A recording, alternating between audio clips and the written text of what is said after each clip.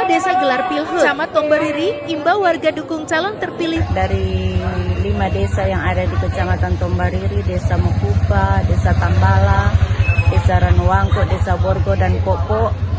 Tentu harapan kami sebagai pemerintah kecamatan tetap aman, menjaga tetap kondusif, keamanan dan ketertiban, dan biarlah pemilihan ini merupakan ajang ketika kita menuangkan akan demokrasi yang ada di desa, karena Kabupaten Minahasa merupakan kabupaten yang pertama dalam pelaksanaan pemilihan hukum tua ini.